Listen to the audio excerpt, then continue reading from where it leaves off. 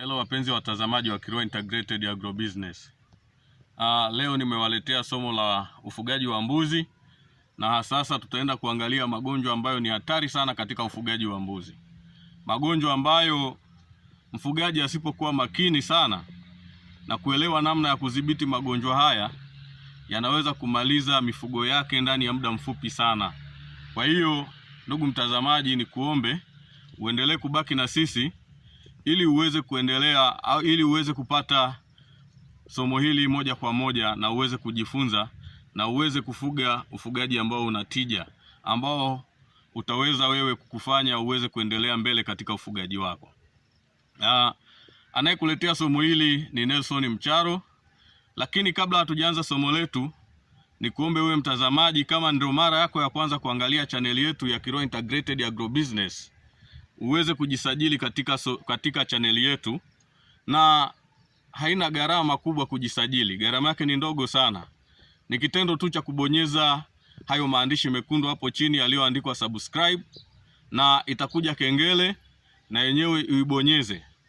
Kwa kufanya hivyo itakuwa ni manufaa kwa pande zote mbili. Mimi nitanufaika, lakini na wewe pia utanufaika. Utanufaikaje?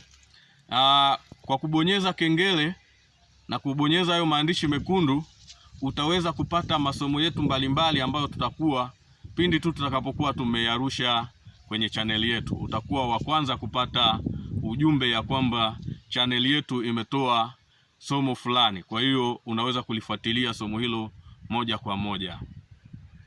Basi ni hakika kabisa kwamba mpenzi mtazamaji umeshafanya kitendo hicho cha uungwana ili tuweze kunufaika wote kwa pamoja.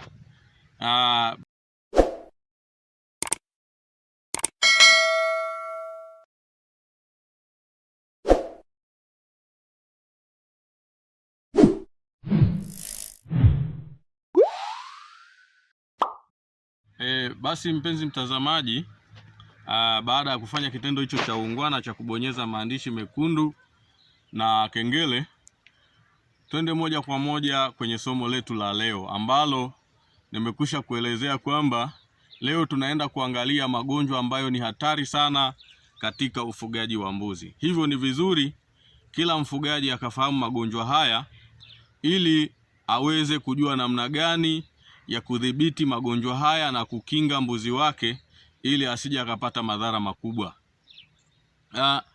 Ugonjwa wa kwanza kabisa ni ugonjwa wa CCP, ambayo kwa jina la kitaalamu tunaita Contagious Caprine Pneumonia.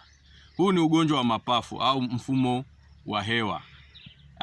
Huu ugonjwa unaambukizwa kwa njia ya hewa na unasambaa kwa haraka sana, kiasi ambacho mfano kwenye boma lako pale, pindi tu utakapogundua kwamba kuna mbuzi ambao wameonyesha dalili za ugonjwa huu, utambue kabisa kwamba karibia 1% kubwa ya mbuzi wako wote walioko kwenye boma tayari watakuwa wameambukizwa ugonjwa huu. Na ugonjwa huu ni mgumu sana kuutibu. Unatumia gharama kubwa sana kuutibu, na pia unaweza usiwe na mafanikio katika kuutibu ugonjwa huu. Na athari zake ni nini? Athari zake ni kwamba ndani ya siku 6 au 7 utakuta mbuzi wako karibia wote wamekufa tayari, na unaweza ukasababisha ukafunga boma, ukaahirisha kufanya ufugaji wa mbuzi. Hivyo kama nilivyokwisha kusema, ni vizuri ukafahamu huu ugonjwa vizuri na namna ya kuudhibiti ili usije ukapata madhara haya. Sasa nini cha kufanya au dalili zake za kwanza? Tuangalie dalili ni nini. Utatambuaje kwamba tayari umeshaingiliwa na ugonjwa huu? Cha kwanza, utakuta mbuzi wako wanakuwa wanakohoa mara kwa mara, na pia wakati wanapokuwa wanakohoa na kuhema unakuwa unawasikia hata ukiwa mbali. Hapo ndugu yangu, ukishaona dalili kama hizo, utambue kabisa kwamba tayari huenda kuna dalili za huu ugonjwa wa CCP. Lakini pia utakuta mbuzi anahema kwa kasi sana, kiasi ambacho utakuta mwili mzima unatingishika, hasa kwenye eneo la mbavu na kwenye tumbo. Utakuta tumbo linasinyaa, linapanda na kushuka, linapanda na kushuka, lakini sio kuhema kule kwa kawaida, unaona kabisa kwamba mbuzi anahema lakini mwili mzima unatingishika, hapo ndugu yangu tambua kabisa kwamba umeshaingiliwa na ugonjwa huo. Lakini pia utakuta mbuzi wako anakuwa anatokwa na maji puani au mdomoni, pia na mapovu kwenye pua. Hapo ukiona hizo dalili, moja kwa moja ufahamu kabisa kwamba tayari umeshaingiliwa na ugonjwa huo. Na pia utakuta mbuzi wako anakufa pale tu anapokuwa ametoka kunywa maji. Na hii inasababishwa na nini? Kwa sababu mbuzi ameshakula, ameshiba, na akienda kunywa maji anakuwa ameshiba. Kwa hiyo unakuta kile kitendo cha kusinyaa na kutanuka kwa mbavu kunasababisha kunakuwa na shida, kwa sababu unakuta tayari mbuzi ameshiba. Kwa hiyo tayari unakuta mbuzi mara nyingi wanakufa pale ambapo anapokuwa amekunywa maji. Sasa baada ya kutambua dalili hizi, nini cha kufanya ili tusiweze kupatwa na magonjwa haya? Njia ambayo ni sahihi na nzuri kabisa ya kuzuia ugonjwa huu moja kwa moja, au ya kusaidia kabisa kwamba pindi ambapo ugonjwa utakapokuwa umetokea usipate madhara makubwa katika ufugaji wako, ni kuhakikisha kwamba mbuzi wako umewachanja huu ugonjwa wa CPP. Hakikisha kwamba mbuzi wako umewachanja, na huwa tunachanja kwa mwaka mara moja, lakini maeneo ambayo huu ugonjwa ambao ni chronic, kila baada ya miezi 6 hakikisha umechanja mbuzi wako. Hiyo ni njia ambayo ni ya uhakika na utapunguza madhara kwa kiwango kikubwa sana katika ufugaji wako. Lakini sasa mfano imetokea kwamba hukuchanja na mbuzi wako tayari wakapata ugonjwa huu, nini cha kufanya ili angalau kupunguza hizo athari? Cha kwanza, hakikisha unatambua mbuzi ambao tayari wameathirika na ugonjwa huu. Ukishawatambua wale mbuzi, hakikisha umewatenga na wale mbuzi wengine ambao hawajaonyesha dalili.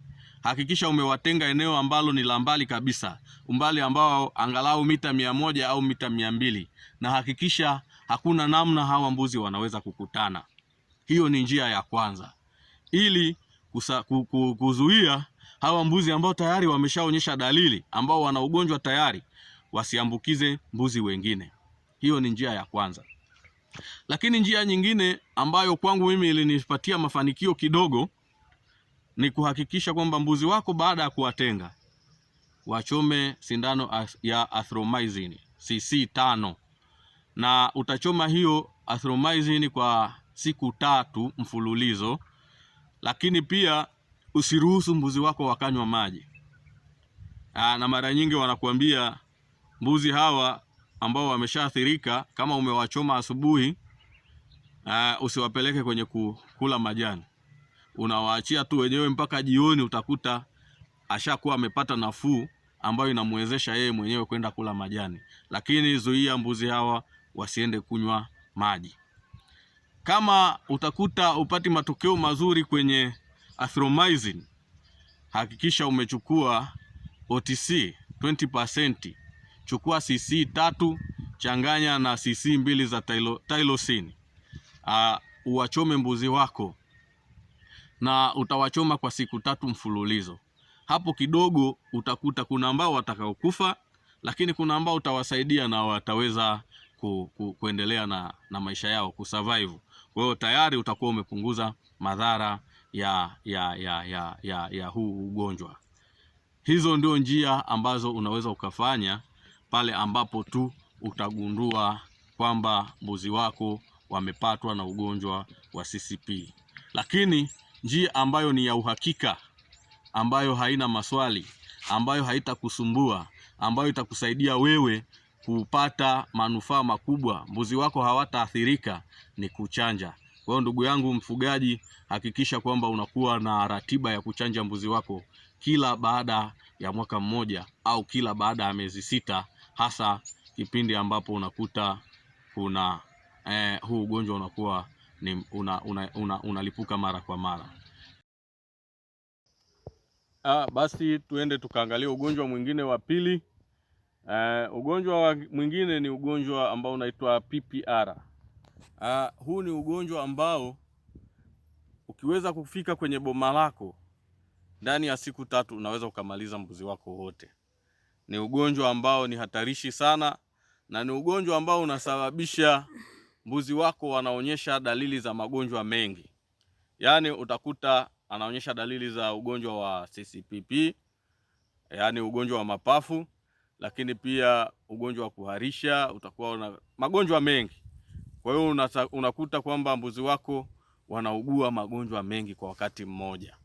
Sasa dalili zake ni nini? Dalili ya kwanza, kama nilivyokwisha kusema, utakuta mbuzi anaonyesha dalili za magonjwa mengi. Utakuta mbuzi wako anakohoa, mbuzi wanaharisha, lakini pia wakati huo huo utakuta mbuzi wako wanakuwa na homa kali sana. Lakini dalili ambayo ni ya uhakika ya kuonyesha kabisa kwamba tayari huu ugonjwa ni wa PPR, utakuta mbuzi wako wanatokwa na vidonda mdomoni na kwenye mfumo wa chakula. Na ukiona hii dalili, ni dalili ambayo inahakikisha kabisa kwamba tayari ugonjwa wa PPR umefika kwenye boma lako. Lakini dalili nyingine, utakuta mbuzi wako anatokwa na makamasi mengi sana puani, homa kali, lakini pia na makamasi. Lakini pia utakuta wakati huo huo anapofikia kwenye wakati ambapo sasa amezidiwa sana, zile dalili za kutokwa na maji na mapovu puani atazionyesha pia, kwa sababu mbuzi watakuwa wanaonyesha dalili nyingi kwa wakati mmoja, wanaugua magonjwa mengi kwa wakati mmoja. Sasa nini cha kufanya? Kama ilivyokuwa kwenye ugonjwa wa kwanza, cha kufanya ni kuhakikisha kwamba mbuzi wako unakuwa umewachanja huu ugonjwa wa PPR, na tunachanja mara moja kwa mwaka. Lakini ndugu mtazamaji au mpenzi mfugaji wa ufugaji wa mbuzi, unaweza ukatumia ratiba ya kuchanja mbuzi wako kila baada ya miezi 6. Utakuwa unachanja PPR, lakini utakuwa unawachanja pia mapafu.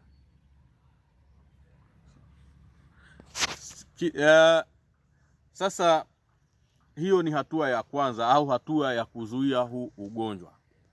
Lakini endapo sasa ugonjwa tayari umeshakupata, utafanya nini? Kitu cha kwanza, hakikisha kama tulivyofanya kule kwenye ugonjwa wa mapafu, mbuzi ambao wameshaonyesha dalili hakikisha unawatenga, na hakikisha umewatenga eneo ambalo ni mbali kabisa na hawa mbuzi wengine ambao hawakuonyesha dalili. Na pia hakikisha hawaonani kwa namna yoyote ile, hawakutani. Hawa mbuzi hawakutani hata kwenye machungo. Hawa mbuzi wachungwe kivyake, na hao wengine ambao hawana dalili wachungwe maeneo yao tofauti. Hiyo ni hatua ya kwanza.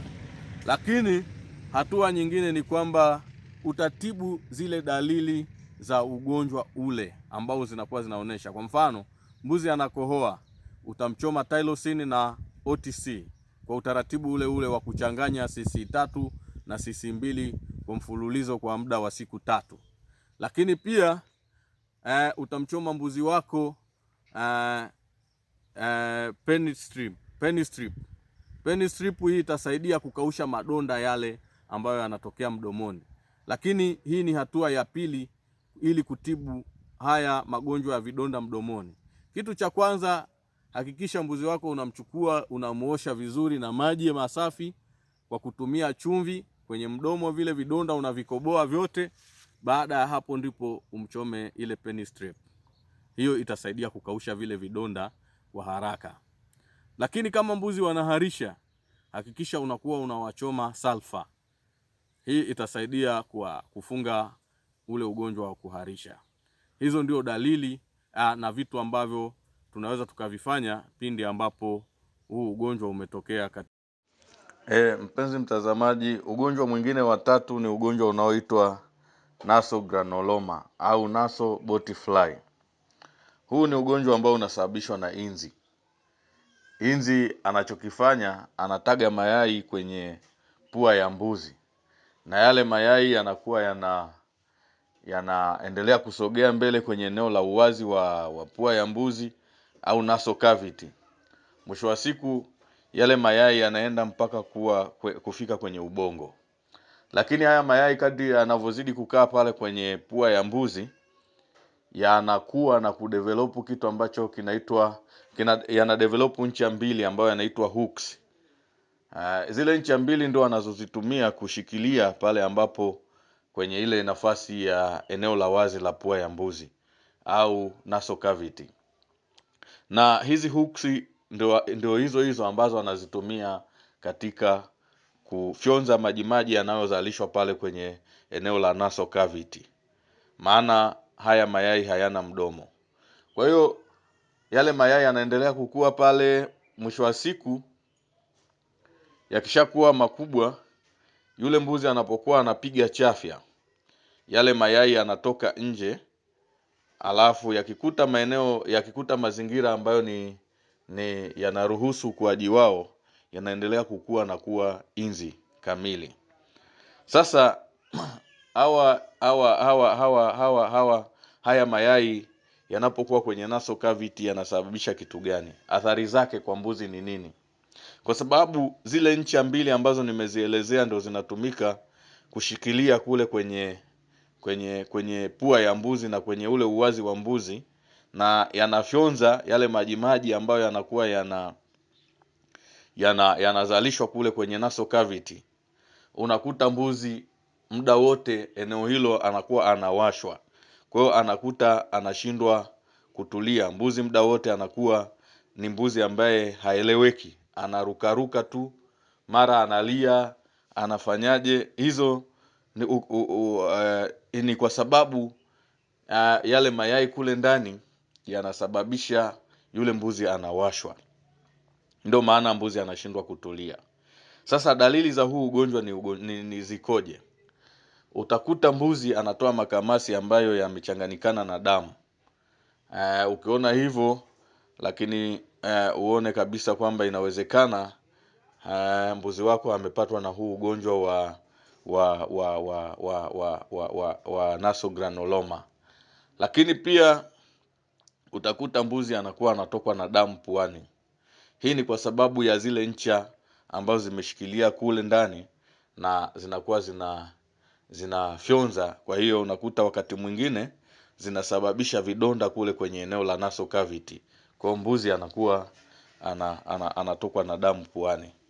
Lakini pia utakuta mbuzi muda wote makamasi hayawezi kuisha kwenye pua. Na inapofikia wakati ambapo hawa nasal granuloma, haya mayai yanakuwa mengi sana kwenye pua, utakuta mbuzi wako tayari anaanza kudumaa na hawezi kuchangamka. Unakuta anashindwa kula, na wakati mwingine utamkuta mbuzi anatembea, wakati huo shingo ameinyanyua juu, kichwa amekinyanyua juu, kwa sababu ya ule muwasho ambao unatokea kule ndani kwenye ile nasal cavity. Lakini pia mbuzi wako utakuta anatembea kama vile anarukaruka au anayumba. Au wakati mwingine unakuta mbuzi ameinamisha kichwa chini, afu wakati huo anazunguka tu. Anazunguka badala ya kutembea, anashindwa kutembea, anazunguka. Na mbuzi wakati huo anakuwa amekonda sana, kwa sababu hapati muda wa kula na hapati muda wa kupumzika. Kwa hiyo unakuta mbuzi tayari anazoofika, mwisho wa siku anakufa. Sasa huu ugonjwa hauambukizwi kutoka mbuzi mmoja kwenda kwa mbuzi mwingine. Ni mpaka huyu inzi atage mayai kwenye pua ya mbuzi husika. Kwa hiyo mbuzi mmoja anapokuwa na huu ugonjwa, huwa hawezi kumwambukiza mbuzi mwingine moja kwa moja. Ni mpaka inzi huyu aende kutaga tena mayai kwenye mbuzi mwingine. Sasa huu ugonjwa kwa nini nimeusema ni ugonjwa ambao ni hatari? Ni kwangu mimi nimeuita ni ugonjwa ambao ni hatari sana, kwa sababu kimsingi tangu mbuzi wangu ambao wamepatwa na ugonjwa huu, kipindi ambapo nimeanza kukusanya mbuzi, kumbe tulinunua mbuzi ambao tayari wana huu ugonjwa. Na kimsingi nilishindwa kuwatibu kabisa. Mbuzi wote waliokuwa na huu ugonjwa wote walikufa. Na ndio maana huu ugonjwa mimi nauita ni ugonjwa ambao ni hatari, kwa sababu mbuzi anapokuwa ameonyesha hizi dalili, ni vigumu sana kuweza kumtibu huyu mbuzi. Lakini pia kuna jirani yangu hapa ambaye karibia hivi sasa hivi mbuzi wake wengi sana wamekufa kutokana na huu ugonjwa. Alikuwa na mbuzi 100, lakini mpaka sasa hivi amebakiza mbuzi karibia mbuzi kwenye 40 na kitu hivi. Kwa hiyo unaweza ukaona jinsi gani huu ugonjwa ulivyo hatari. Kwa hiyo ndugu mtazamaji, ni vizuri ukafahamu huu ugonjwa na namna ya kupambana nao. Wengi wanasema kwamba unapoona mbuzi ameonyesha dalili hizo, unaweza ukamchoma intermectin na multivitamin. Lakini hizo dawa zote mimi nimezitumia na hazikuweza kunipa mafanikio mazuri. Na ndio maana nikasema huu ni ugonjwa ambao pia ni hatari katika ufugaji wa mbuzi. Sasa njia sahihi ni nini katika kucontrol ugonjwa huu? Njia ambayo ukaweza kucontrol huu ugonjwa ni kuhakikisha kwamba una control uzalianaji wa inzi katika zizi lako. Na utacontrol kwa namna gani? Maana yake unatakiwa uweze kufanya fumigation. Uweze kufanya fumigation kuua inzi wote ambao wanakuwa na mazalia yao ya inzi. Lakini pia hakikisha kwamba mbuzi wako unakuwa unawaosha kila wiki.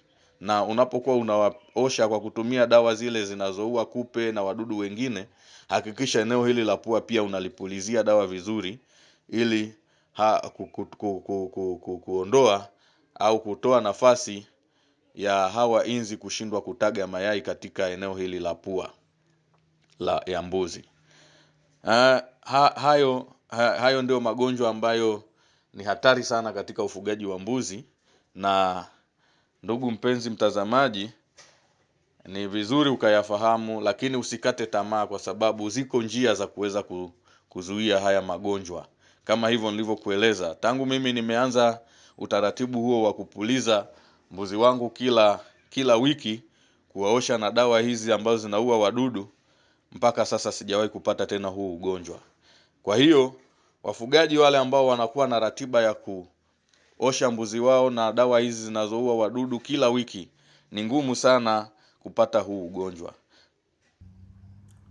Kwa hiyo ndugu mpenzi mtazamaji, hayo ndio magonjwa ambayo ni hatarishi sana katika ufugaji wa mbuzi. Nimeona ni vyema wote tukayafahamu magonjwa haya, kwa sababu bila kuchukua tahadhari unaweza ukajikuta kwamba umeweza kukata tamaa na ukaacha kufuga mbuzi kabisa. Kwa sababu mimi kwenye ufugaji wangu, pindi tu nilipoanza ufugaji, ghafla tu wakati nimeanza kukusanya mbuzi kutoka kwa wafugaji mbalimbali, sikuweza kuchanja kwa wakati, na hivyo ilinisababishia kupata haya magonjwa yote matatu ambayo nimekwisha kuyaelezea. Na mbuzi wengine, kwa mfano ugonjwa wa sheep bot fly, maana yake ni kwamba mbuzi tulikuta tumewanunua tayari walikuwa na huo ugonjwa, na huo ugonjwa hautibiki kabisa. Hakuna namna unaweza ukatibu ugonjwa. Lakini mpenzi mtazamaji, nikutie moyo tu, usikate tamaa. Ni vizuri ukafahamu hizi changamoto ili ukajua namna gani ya kujipanga. Kimsingi hamna kazi ambayo haina changamoto. Hakuna biashara yoyote ambayo haina changamoto. Kila kazi ina changamoto yake. Hata leo hii ukaamua kwamba wewe ufanyi kazi yoyote ile, unaamua kulala tu, bado utakuta kwamba kuna changamoto utakazokutana nazo. Kwa hiyo hakuna kazi ambayo haina changamoto. Kila kazi ina changamoto yake. Ila cha msingi ni kuzitambua hizo changamoto na kujua namna gani ya kuzitatua hizo changamoto. Hilo ndio jambo la msingi na jambo la kishujaa. Na kama kwa mfano tusingekata tamaa, tusingeweza kupata haya matokeo ambayo tumeyapata hapa.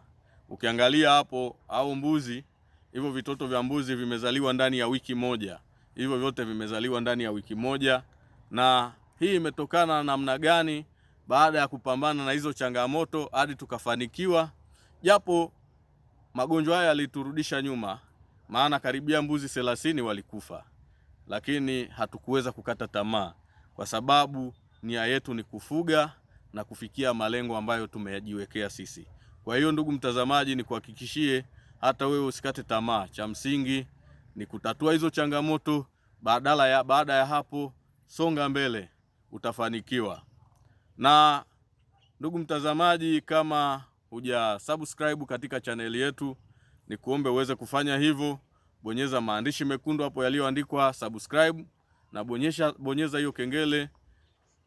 Utaweza kupata video zetu pale ambapo tunapokuwa tunazirusha mara kwa mara katika channel yetu. Asante sana na karibuni tena katika channel yetu.